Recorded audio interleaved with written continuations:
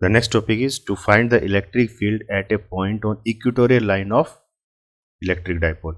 अब हमें equatorial line के ऊपर, किसी भी इलेक्ट्रिक डाइपोल के इक्वेटोरियल लाइन के ऊपर हमें इलेक्ट्रिक फील्ड फाइंड आउट करनी है। ठीक है, पहले हमने क्या किया था, एक्सियल लाइन के ऊपर फाइंड आउट की थी।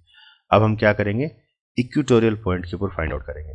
तो सेम तरीका है, इक्वेटोरियल पॉइंट के लिए क्या होगा, मान लीजिए ये आपका इलेक्ट्रिक डाइपोल है, नेगेटिव चार्ज और इस एंड पे पॉजिटिव चार्ज। डाइपोल जब भी आप बनाते हो याद रखना, सबसे पहले आपको नेगेटिव चार्ज लेना है, फिर आपको पॉजिटिव चार्ज लेना है। क्लियर है? इसको हम नाम दे देते हैं एट पॉइंट ए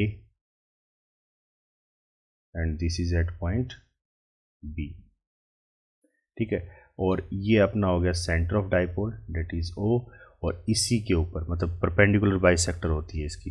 ठीक है ना, तो ये अपनी लाइन जो आएगी इस परपेंडिकुलर बाइसेक्टर से निकलेगी, वो अपनी इक्वेटोरियल लाइन है। ठीक है ना, अब इस इक्वेटोरियल लाइन के ऊपर अपने को इलेक्ट्रिक फील्ड निकालनी, तो मान लीजिए हम इलेक्ट्रिक फील्ड इस सी पॉइंट के ऊपर निकाल रहे हैं, ये सी पॉइंट ले लिया, और यहाँ पे हम क्या रखेंगे, एक टेस्ट चार्ज, उसके ऊपर हम देखेंगे कितनी इलेक्ट्रिक फील्ड आती है। ठीक है, तो देखिए electric field at C due to A अगर हम देखेंगे तो इस लाइन को आप ज्वाइन कीजिए। ठीक है, और ऐसे electric field at C due to B, तो इस लाइन को आप ज्वाइन कीजिए। अब ये जो है आपका एक तरीके से ट्राइंगल सा बन गया। ठीक है ना, ये आपका एंगल थीटा डिग्री और सेम ये एंगल आपका थीटा डिग्री, एक तरीके से आइसोलेस ट्राइंगल बन जाएगा ये। ठीक है ना, हैविंग टू साइड्स इक्वल। तो ये जो डिस्टेंस था, मैंने कहा था सेंटर ऑफ, जो भी डिस्टेंस होगा वो सेंटर ऑफ डाइपोल से अपन देखते हैं। तो ये डिस्टेंस अपने पास क्या है, आर है, और ये अपने पास क्या है, एल।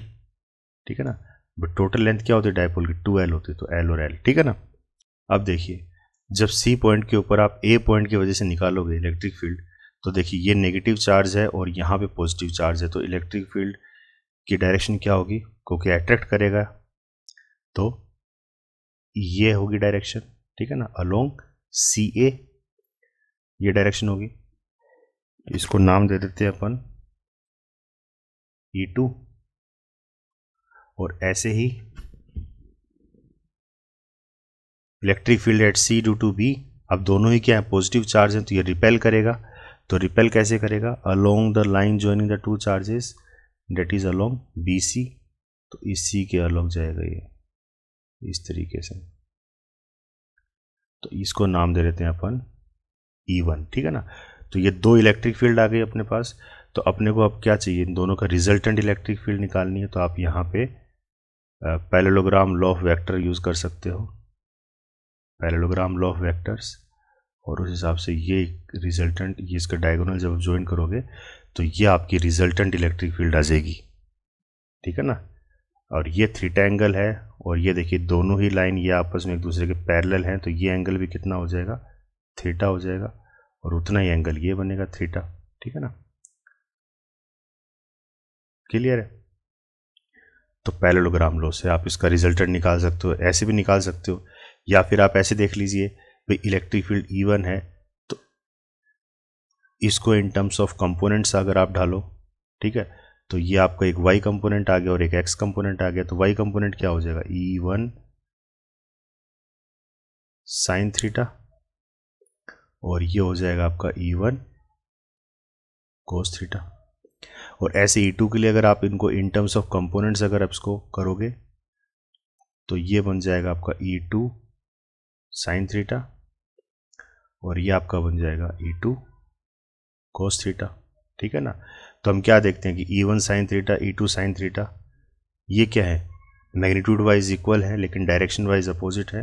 तो y एक्सिस पे जो कंपोनेंट्स है वो आपके जीरो हो जाएंगे, कैंसिल आउट हो जाएंगे, और जो x एक्सिस पे आपके जो कंपोनेंट्स है वो सारे एड अप हो जाएंगे। ठीक है ना, और ये भी देखिए x एक्सिस कैसी है, यहाँ पे नेगेटिव x एक्सिस है, अपोजिट डायरेक्शन में जा रहा है।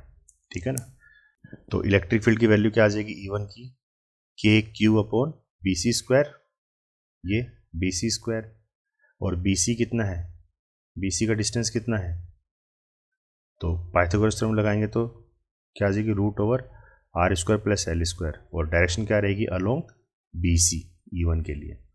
ऐसी E2 के लिए अलोंग CA, ये डायरेक्शन रहेगी, ठीक है ना, अलोंग CA। ऐसे E2 इलेक्ट्रिक फील्ड क्या हो जाएगी, K और E2 मतलब टेस्ट चार्ज और माइनस Q की वजह से है, ठीक है ना, तो electric field due to minus Q। तो यहाँ पे देखिए, यहाँ जो नेगेटिव साइन है माइनस Q अगर आप लगा भी दोगे तो नेगेटिव साइन सिर्फ अपने को डायरेक्शन शो करेगा, ठीक है ना, यहाँ पे नेगेटिव साइन ये डायरेक्शन शो करता है, ठीक है।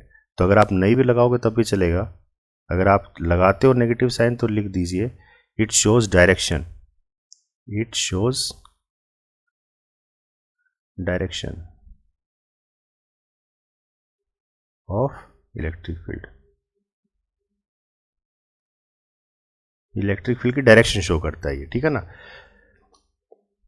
तो फिर resolving E1 and E2 into its components along x and y axis we get, तो इनको हम इसके कंपोनेंट्स फॉर्म में अगर इसको हम रिजोल्व करें तो हम क्या देखते हैं कि जो y के अलोंग कंपोनेंट्स हैं वो सारे कैंसिल आउट हो जाएंगे और x के अलोंग जो कंपोनेंट्स हैं E1 cos theta, E2 cos theta, ये सारे क्या हो जाएंगे, एडअप हो जाएंगे।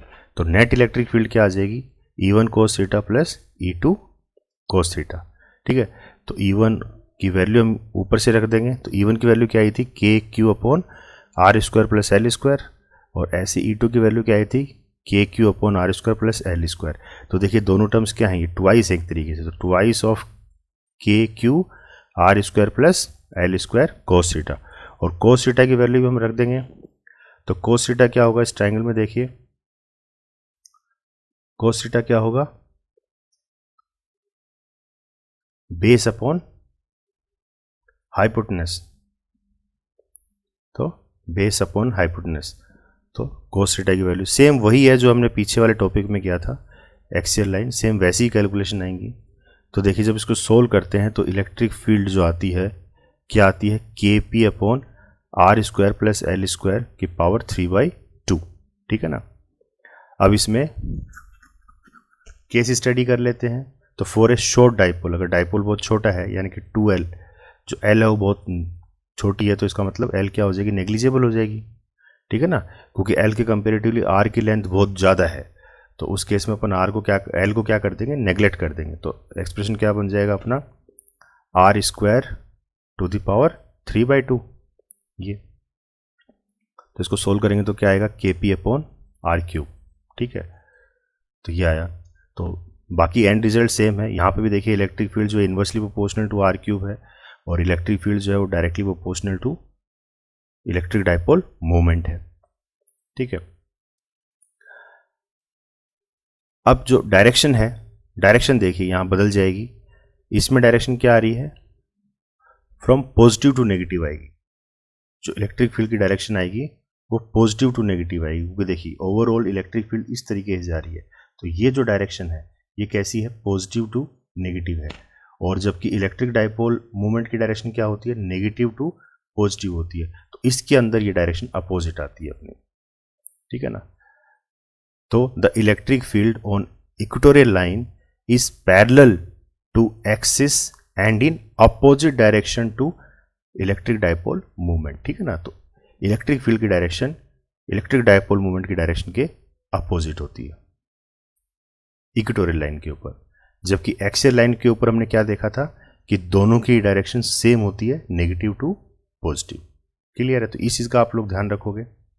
दूसरा, कई बार क्वेश्चन आ जाता है कि दोनों को कंपेयर करो, आप दोनों को कंपेयर करो, electric field on axial line and electric field on equatorial line. तो दोनों को जब हम कंपेयर करेंगे तो हम क्या देखते हैं कि एक्सियल लाइन के ऊपर इलेक्ट्रिक फील्ड कितनी आई थी अपनी। तो एक्सियल लाइन के ऊपर इलेक्ट्रिक फील्ड क्या आई थी, E equals to 2kp upon R cube, और इक्वेटोरियल लाइन के ऊपर कितनी आ रही है, E equals to kp upon R cube, ठीक है। तो दोनों में क्या फर्क है कि जो एक्सियल लाइन पे आती है वो ट्वाइस होती है, डबल है वो, ठीक है ना, वो डबल है।